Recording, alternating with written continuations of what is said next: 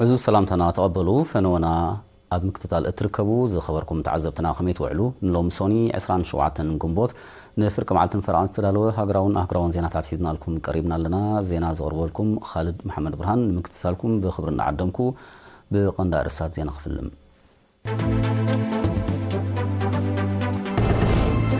مرحتي فرنسا فدرشن سويسن ديمقراسياوي زباوت ريبابليك كوريان بمخنيات سنبل ناتسنت نايوهانا مدرت سبيلهم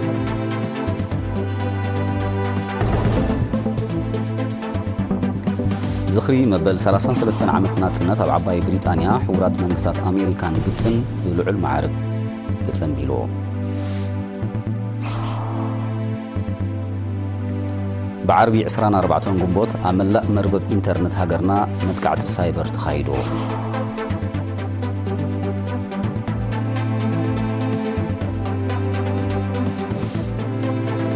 تشاينا دو كوريان جابانن عم معبال كتباون ستاون زمدنا زتكورة سممعات كتمان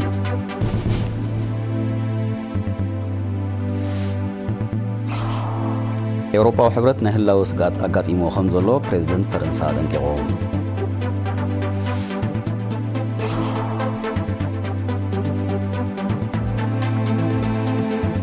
مرحتي روسيان أوزبكستانن زواوي ستان موحاز خمس حقاقوز غريزون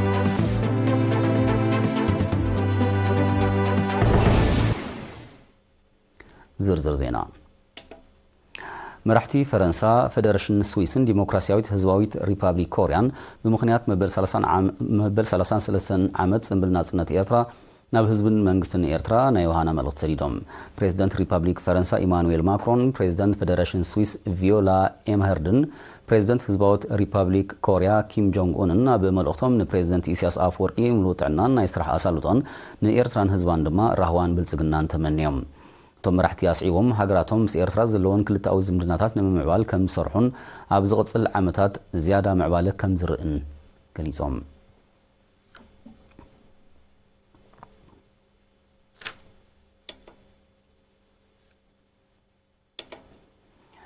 زخري مبل 33 عامت ناتسنت إيرترا وحسنت سلام بمخته بزبل تيما بستفلاليا ختماتات عباي بريطانيا حورات منكستات أمريكا كمون أب كايرو قبسي بالعلم عرق تتسنبيلو ككابت أزبس حنات حزتو بملكع تسابساب تواهيدو الله كرمسكال قرز جيرك أورويو أب عباي بريطانيا كتماتات لندن برمنغهام مانشستر نيوكاسل كوفنتري نوتنغهام ليستر سيتي كارديف ميدلسبرا ليفربولن ليدسنز نبر زغاتات فقرم نهاجرم بانديرم زغلصلو كمون سلطن بحال حزب ኤርትራ ዘንጸባርቁ ጽምብላት በባህላውን ስነጥባውን መሰናዶታት ደሚቆ ነይሩ ኣብ ከተማ ለንደን ኣቀዲሞ በመደብ ባንዴራይ ኣምበልብሊ ዝጀመረ ስነ ስርዓት በተሳትፎ ኣብ ኩሉ ክል ዕድመ ዝርከቡ ብርክት ዝበሉ ዜጋታትን ዕድመ ዝተገብረሎም ሰመዚ መንግስቲ ብሪጣንያን ዲፕሎማስኛታትን መሓዙት ኤርትራን ብዝተሳተፎ ሓበራዊ ጽምብል ኣብ ዝቐጸለሉ ኣብ ወንበር ሃገራዊ ሽማግለ ዓባይ ብሪጣንያ አቶ ኣሕመድ መሐመድ ማሕሙድ ኣብ ዘስምዖ ቃል ንኹሎም ነቲ ጽምብል ኩን ንምግባርን ንምድመቕን ዝሰርሑ ድሕሪ ምምስጋን ህዝቢ ንዘርኣዮ ጨውነት መጉሶም فصام قدات امباسي ارترا اب عباي بريطانيا اتو صالح عبد الله بوغنو فلينت ناي لزبن صمبل بمنصر اتينا زلنا مدرخ بمتكاس نقدميت نخدلون مبصعنا نزلعلو في صلاح نحدثلن كم زخونه اغنزيبو ابتا غطامي امباسادر بريطانيا اب بحرين سوريان زنبره بيتر فورد ابزها بقال حزب ارترا نناصنت زلو لعل كبري مرأيا زخفل رزين واغا كم زخونه بمحبر نحزبن منغستن ارترا سلام قسانتن ጽግናን ተመንዩ እቲ ጽምብል ኣብ ተንካሎት ከተማታት ዓባይ ብሪጣንያውን በተመሳሳሊ ብልዑል ማዕረግ ከም ዝተባዕለ እቲ ዝበፅሐና ሓበሬታ ኣፍሊጡ بخلو غندما اب لاس فيغاس دنفرن سينسيناتن حبرات منغستات امريكا زنبرو ايرتراويان بب وغنوم نكبتات حزب ايرترا ماليسو زدمقن نيرتراو متحقوا في زعززن صمبلات وديبا اتي سمزن ايتن كتماتاتن كالوت عدماتن استرخبل سن سرعات ببهلاو صوتات كمون نمنسيات بزتبابعن بزورسن مدبات زوقبه ينيرو بتماسسالي محبركم ايرتراويان اب غبصي اب كتما كايرو زغبر بركت بول زيغاتات ዝተሳተፈው ጽምብል ጉጅለ ባህሊ ቀይሕ ባሕሪ ብዘቕረበቶ ንቓልሲ ህዝቢ ኤርትራ ብሓፈሻ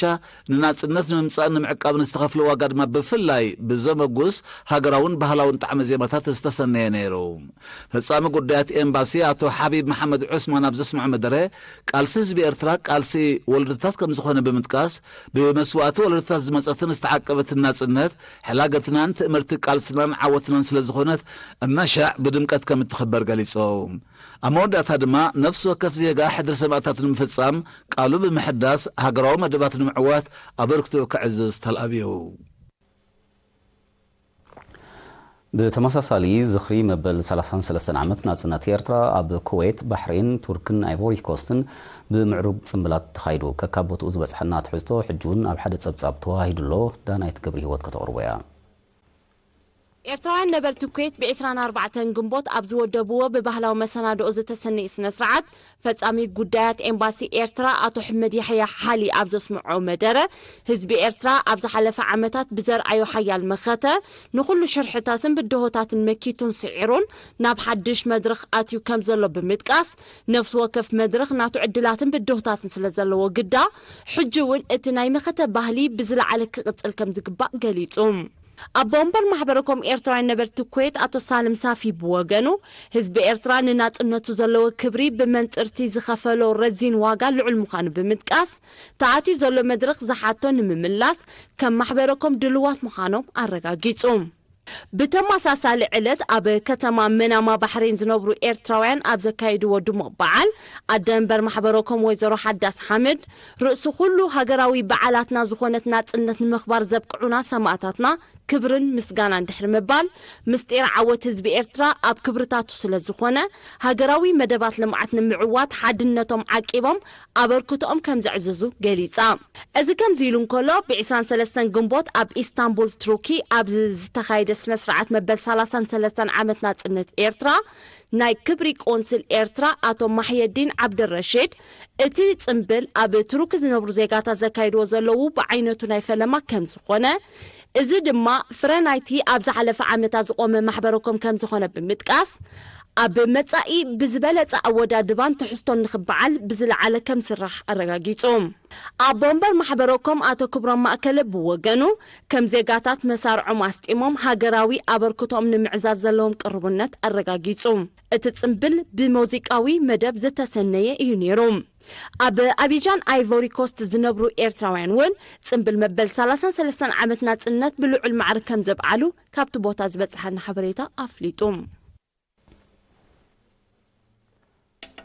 بعربي 24 ግንቦት 2024 ልክዕ ሰዓት 12:32 دقيقة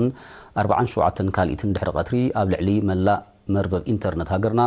ካብ ደገ ዝተፈነወ ሓያል ሳይበራዊ መጥቃዕቲ እኳ እንተተገብረ ሳላ ኣብ ሰዓቱ ዝተወስደ ቅጽበታዊ ግብረ መልስን ምክልኻልን መርበብና ብዘይ ጉድኣት ከይተዓናቐፈ ልሙድ ስርሑን ኣገልግሎቱን ክበቂዑሎም ናይዚ መጥቃዕቲ እዚ ኣበገስቲ ሃንደስትን ኣተግበርትን ካብ ዓይኒ መንግስቲ ኤርትራ ስውራት ስለ ዘይኮኑ ዝርዝራቱ ኣብ ሰዓቱ ክግለጽ እዩ።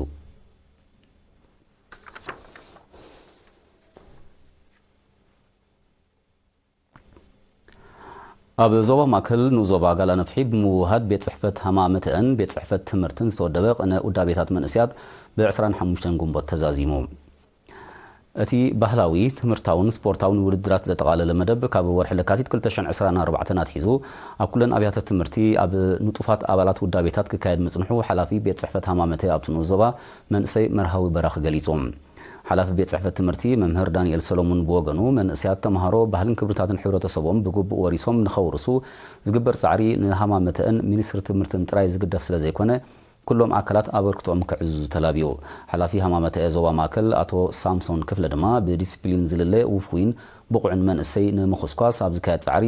ሕብረተሰብ እውን ተርኡ ክጻወት ኣዘኻኺሮም። ኣብ መወዳእታ ንዕውታት ሽልማትን ወረቐት ምስክርነትን ተዓዲሉ። ዕውታት ነቲ ኣብ ንዞባ ወኪሎም ኣብቲ ብደረጃ ዞባ ዝካየድ ቅነ ውዳቤታት ክሳተፉ ምዃኖም ተፈሊጡሎም።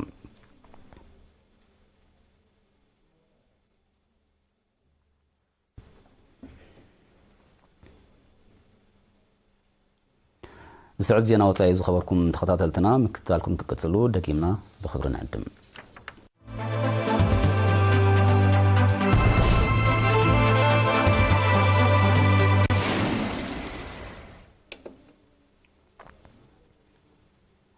ህዝባዊት ሪፓብሊክ ቻይና ደቡብ ኮርያን ጃፓንን ኣብ ምምዕባል ቁጠባውን ጸጥታውን ዝምድና ዘተኮረ ስምምዓት ከቲመን ስምምዕ ፕሬዚዳንት ደቡብ ኮርያ ዩን ሱክ ዩኤል ቀዳማይ ሚኒስተር ጃፓን ፉሚዮ ኪሺዳን ቀዳማይ ሚኒስተር ቻይና ሊ ኬኽያንግን ብ26 ግንቦት ኣብ ከተማ ሶል ደቡብ ኮርያ ብዘካየድዎ ስሉሳዊ ርክብ ተበፂሑ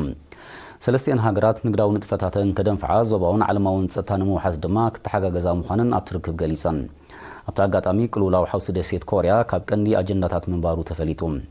ህዝባዊት ሪፓብሊክ ቻይና ደቡብ ኮርያን ጃፓንን ስሉሳዊ ርክብ ከካይዳ ኣብ ውሽጢ 4 ዓመታት ንፈለማ ምዃኑ ጸብጻባት የረድኡ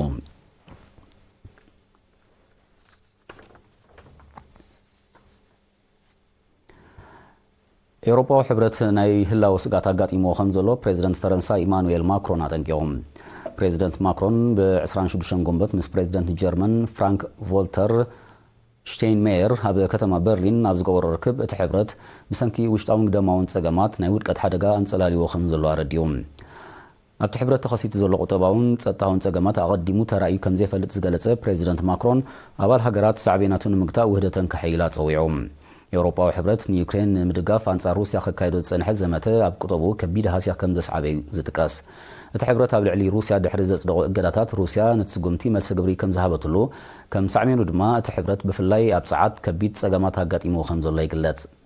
ቁጠባ ኤውሮፓዊ ሕብረት ኣብዚ ዓመት እዚ ናብ ደረጃ ዝሕታለ ከይወርድ ከም ዘስግእ ክኢላታት ናይ ተዓውዲ ክገልጹ ጸኒሖም እዮም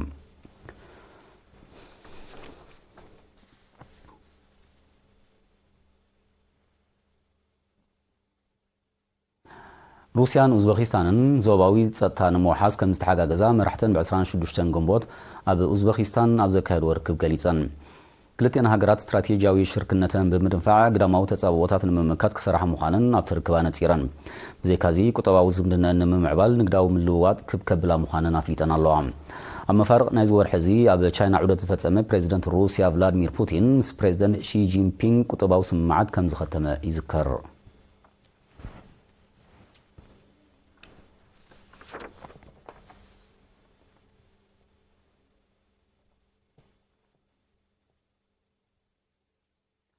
ኣብ ክፍለ ሃገር ኒጀር ናይ ናይጄርያ ተርእዮታት ጩያ በርጌስ ብኣሰካፊ ደረጃ ብምዝያዱ ጸጥታዊ ስጋት ከም ዝዓረገ ተገሊጹ እዚ ዝተሓበረ ዕጡቕ ጉጅለ ቦኮ ሓራም ብ26 ግንቦት ኣብቲ ከባቢ መጥቃዕቲ ብምፍጻም ልዕሊ 160 ሰባት ከም ዝጨወየ ድሕሪ ምቁልሕ እዩ በቲ መጥቃዕቲ ብውሕዱ 10 ሰባት ከም ዝተቐትሉ ዝጠቐሱ ሰመዚ ጸጥታ ናይጄርያ ጅሆታት ናጻ ንምውፃእ ወተሃደራውን ጸጥታውን ስርሒት ይካየድ ከም ዘሎ ሓቢሮም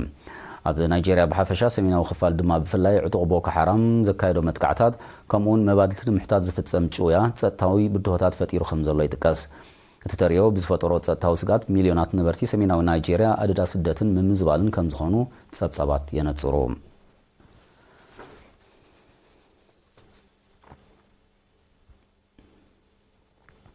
ስልጣን መሰጋገር መንግስቲ ቡርኪና ፋሶ ብ5 ዓመት ክናዋሕ ኣብ ስምምዕ ተበጺሑ ስምምዕ ዝተበጽሐ ብ25 ግንቦት ኣብ ርእሰ ከተማ ዋጋዱጉ ኣብ ዝተኻየደ ወከልቲ ፖለቲካዊ ውድባት ሲቪላዊ ማሕበራት ሓይልታት ጸጥታን ኣባላት መሰጋገሪ ባይቶን ኣብ ዝተሳተፎ ሃገራዊ ዋዕላ እዩ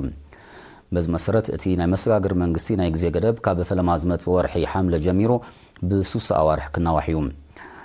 እቲ ናይ መሪሕነት ግዜን ወተሃደራዊ ጸጥታውን ቁጠባውን ኩነታት ቡርኪና ፋሶ ኣብ ግምት ዘእተወ ኮይኑ ኣገዳሲ ምዝኸውን መሊሱ ክናዋሕ ከም ዝኽእል መንግስቲ ሃገር ኣሚቱ መሰጋገሪ መንግስቲ ቡርኪና ፋሶ ስልጣን ናብ ሲቪላዊ ማሕበረሰብ ከሰጋግር ካብ ሃገራት ምዕራብ ክመጾ ንዝጸንሐ ጸቕጢ ክነጽጎ ጸኒሑ እዩ እቲ መንግስቲ ግዳማዊ ምትእትታው ቀንዲ ጠንቂ ናይቲ ኣብ ዞባ ምዕራብ ኣፍሪቃ ተኸሲቱ ዘሎ ጸጥታውን ወተሃደራውን ቅልውላዊ ምዃኑ ብምጥቃስ ምስ ፈረንሳ ዝጸንሖ ወተሃደራዊ ውዕል ናይ ምስራዝን ማዕከናት ዜና ሃገራት ምዕራብ ናይ ምእጋድን ስጉምታት ከም ዝወሰደ ይፍለጥ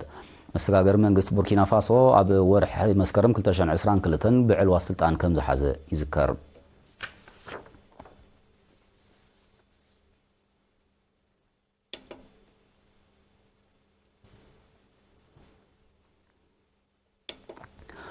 ኣብ ፓፓው ኒው ጊኒ ብዘጋጠመ ሓደጋ ምህማም መሬት ናይ ዝሞቱ ሰባት ቁጽሪ ናብ ኣስታት 700 ክቢሉ በቲ ተፈጥራዊ ሓደጋ ኣማይት መንበረ ኣባይቲ ብምፍራሱ ሓያሎ ተደብዮም ከም ዘለውን ቁጽሪ ምዉታት መሊሱ ክዛይድ ከም ዝኽእልን ተኣሚትሎም እቲ ኽሳራ ኣቐዲሙ ኣብቲ ሃገር ብተመሳሳሊ ክስተት ካብ ዝወረደ እቲ ዝዓበየ ምዃኑ ይግለጽ ኣብ ደሴታዊት ሃገር ፓፓው ኒው ጊኒ ኣብ ዝሓለፈ ወርሒ መጋቢት ብዝተኸስተ ዕለቕልቕን ምህማም መሬትን ሰብኣውን ንዋታውን ክሳራታት ከም ዝወረደ ጸብጻባት ይጠቕሱ እቲ ሃገር ብሳዕቤናት ክሊማዊ ነውፂ ብኸቢድ ካብ ዝትቃዕ ዘለዋ ሃገራት ምዃና ይሕበር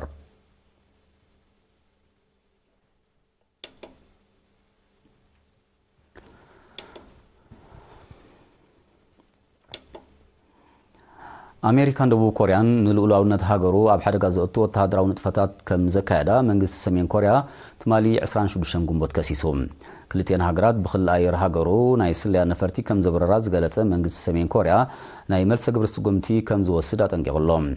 سمين كوريا تي تختاقي قتبل زقالت صدتو من قصاص نغلولا وحوس دسيت كوريا مليسو كم زخررو حبير اللام أمريكان دبو كوريان قنا نتخسيا ملكتن زهابو ملاش زاقيت يلن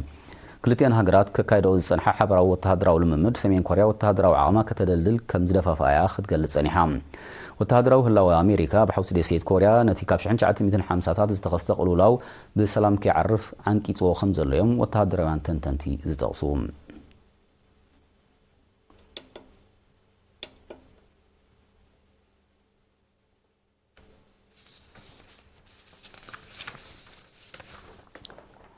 نسعى استدالو زينا ومسنادو نمزام كاندنا تبتاتو خدق مالكم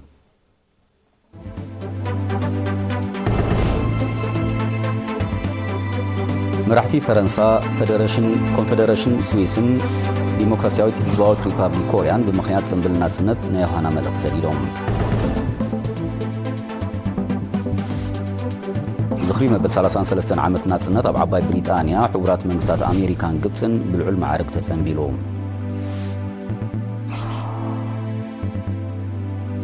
بعربي 24 جنبوت أملا مربب إنترنت هاجرنا متقعد السايبر تخايدو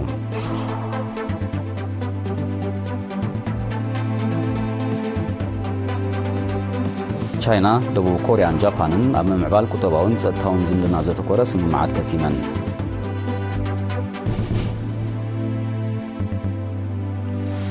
أوروبا وحبت نايهلا وسقاتا قاتي موخم زلو بريزيدنت فرنسا تنكيقوم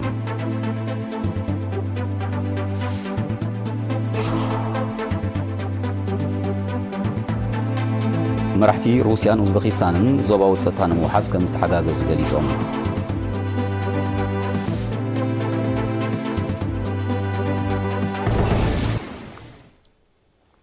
نلومسوني 27 قنبوت نفرق معلتن فرعان تلالو زينا ومسنادو أبستفاتيمو مسترفو مدبات إيري تي في خنقرفوكم ووغنا بروح معلتي